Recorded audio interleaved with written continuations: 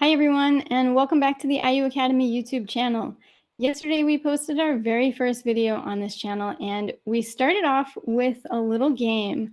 We played a little bit of truth or false. Could you spot the fact or fiction in Ayurveda today?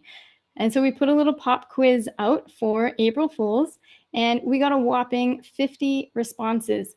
So thank you so much to everybody who played. I love looking at the answers, and I would love to share those with you now and kind of talk through some of them to see what makes sense and why.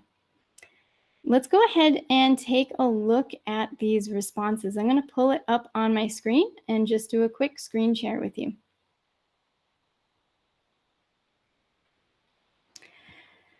So here it is, 50 responses in for the day, and it looks like pretty much everybody got all the questions right, so congratulations. There are 28 people got a perfect score, 18 people got 4 out of 5, and a couple people got 3 out of 5, so not so bad. The first question was, Ayurveda has no side effects because it's all natural. We hear this pretty regularly, and it sounds like a wonderful concept. All things natural must be good for all people, right? And this sounds like something that everybody probably wants to believe in, but unfortunately, it's not true. And even when we look into classical literature and Ayurveda, which, by the way, is considered the most authoritative source of information today, at least, for the practice of Ayurvedic medicine, we have clear statements that say even the best medicine can be used to produce poisonous effects, and even poisons can be purified into medicines when they're processed properly. So everything in the world can have a side effect. Even water can have a side effect if a person drinks too much or too little of it. So just keep that in mind if you're trying to use Ayurveda, and especially if you're thinking that, hey, maybe you've got something that's, not too serious. You'll just try a couple things at home on yourself, a little DIY healthcare, and that's great. You can test it, you can play around with it. But if things don't really head in the right direction, it's always best to seek proper care, wherever that may be, however that may be, whoever that may be. Please make sure you get the right help when you need it. Okay, and question number 2. You don't need to learn Sanskrit to learn Ayurveda. And guess what? Both of these answers can be correct, and I wanted to explain why. If you are trying to learn Sanskrit, or rather, if you're trying to learn Ayurveda just for your own personal health, you really don't need much Sanskrit to go with it. Now, what you may not know is that the word Ayurveda itself is actually a Sanskrit word. So even just by starting to use it, even by starting to learn a little bit about Ayurveda, you've already learned some Sanskrit. So congratulations. It's not too hard, although some words can be about this long and have 20 to 30 letters in them, but those usually aren't the regular simple words that people start out with. So if you're learning Ayurveda for personal health, your own kind of well-being, trying to figure out how to live your best optimal life, you're not going to have to learn too much Sanskrit with it. Maybe just a couple of short words, and you'll get used to them pretty quickly. However, if you are trying to learn Ayurveda for professional practice, you definitely have to learn Sanskrit, and it's not really for the faint of heart, but it's also not that difficult. If there are any healthcare professionals, especially medical doctors out there who are listening to this, you know that when you go to medical school, you learn Latin, whether you like it or not. And they don't really tell you up front that you're going to be learning tons of Latin as you go through med school, but hey, there it is. It's just part of it. In the same exact way, Ayurveda has Sanskrit as its base language. And Sanskrit has served as the language for Ayurveda for thousands of years. So we're not really in a position to just up and change that quickly today or tomorrow. And so we're going to be kind of using the Sanskrit for a while, at least a couple more decades probably, before everybody comes to a reasonable enough consensus on how to translate all of the terminology into other languages. So both of these answers are correct. Congratulations, everybody, whichever way you went.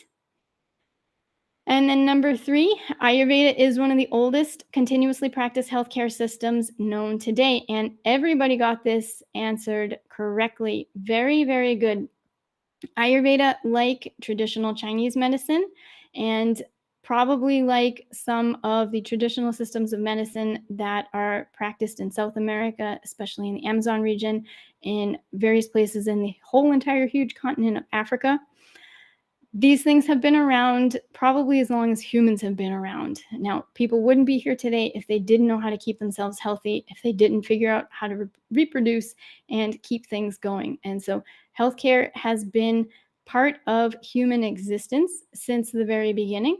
And we are fortunate enough to have Ayurveda still exist today in the way that it does because of the work and the commitment and the continuity of so many scholars and practitioners from decades and centuries and millennia ago.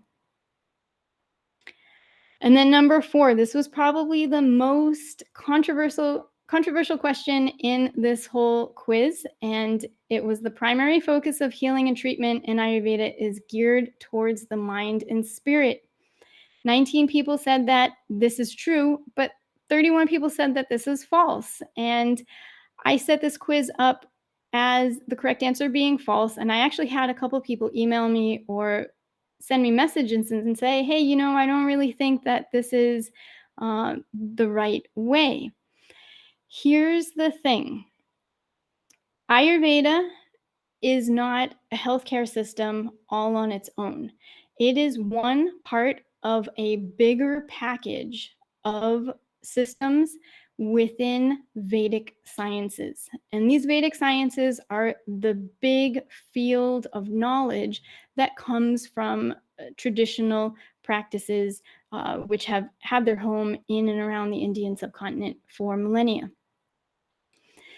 In some of these other allied systems, the primary focus of healing and treatment is definitely geared towards the mind and spirit. And these are practices like yogic practices, tantric practices, breathing practices like pranayama, and very spiritually oriented practices. Ayurveda, however, is a little bit different. The number one focus of Ayurveda is to get the body in its best optimal state of health. And so even when we look at classical literature, what do we find? We find statements from authors like Sushruta, who, by the way, is the father of surgery, which is the next question, who says that nothing beyond the five great elements or the Pancha Mahabhutas should be considered within the scope of Ayurveda.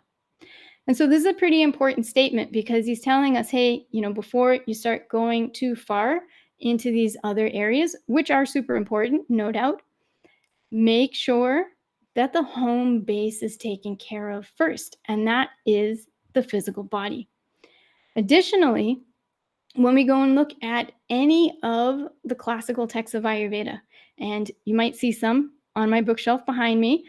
Those yellow books, by the way, are the Charaka Samhita, and that's one of the other sets of oldest works in Ayurveda today.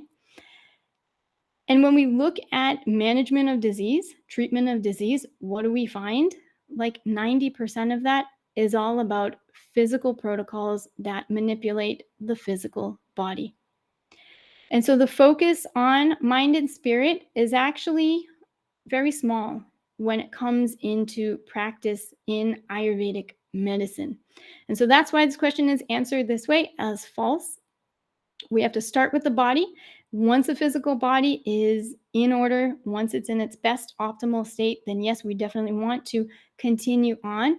We want to figure out how to get the mind and the spirit oriented in the right way for that individual person so that they can achieve their life goals. And that is really the ultimate aim of Ayurveda.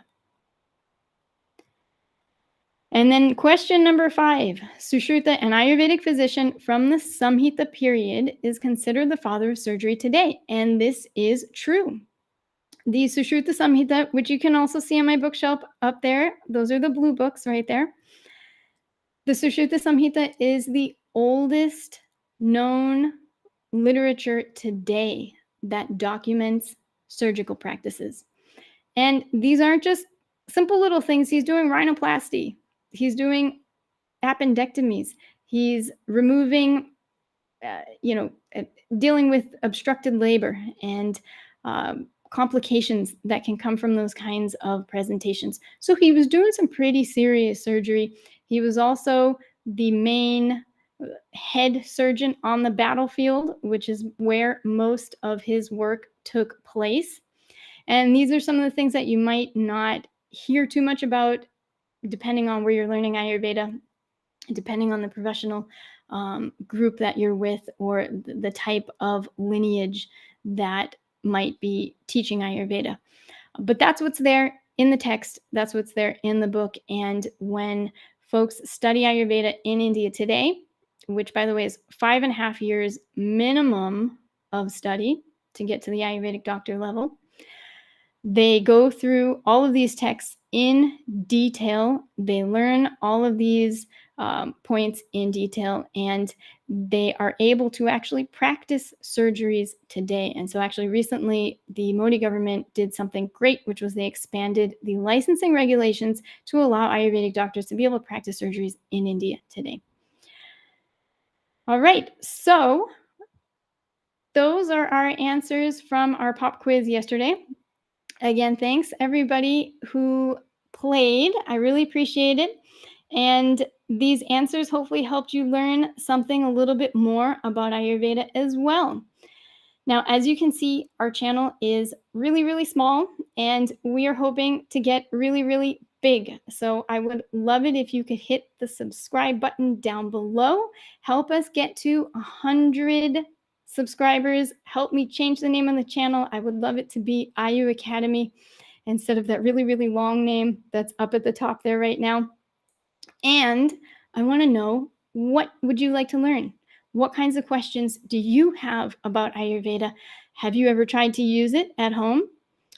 Has it worked for you or not? Because I've had so many people come and tell me they tried Ayurveda and it just did not work at all. So don't be shy if you've tried it and it didn't work, or if it actually made you feel worse. That is very possible as well. And this just goes to show and to prove that, Ayurveda it's a heavy duty medical science. Students wouldn't be spending 5.5 years studying it in India if they were just kind of making things up as they go along. And so there's a lot to it. And in my opinion, Ayurvedic medicine is actually more complicated than Western medicine in many ways. And so if we are to be able to use it properly, to use it well, and to use it in a way which does not produce side effects, we really need to have a good foundation in knowledge and a good amount of experiential practice as well. So I would love to hear your questions. I would love to know what you want to know about Ayurveda. So go ahead, please, and write it in the comments below. Send all of your questions in, and probably for one of our future episodes, I'll do kind of one of those Ask Me Anything types of videos, and I'll happily answer as many questions as I can that you want to send in. If you also have any questions about practice or about professional study, how do I go about learning Ayurveda, right? How do I up my skills? If I've learned Ayurveda maybe for a couple of years, maybe some of these weekend programs or some of the other things that have been easily available, but you're not getting the results that you were hoping for in practice. That also is very, very common. And so don't worry about that. Let me know in the comments below what you would like to learn and what is going to help you. And I will do my best to get out to you soon. All right. Thanks everybody again for joining, and go ahead and hit that subscribe button if you haven't already. And I look forward to seeing you again. All right. Take care. Bye.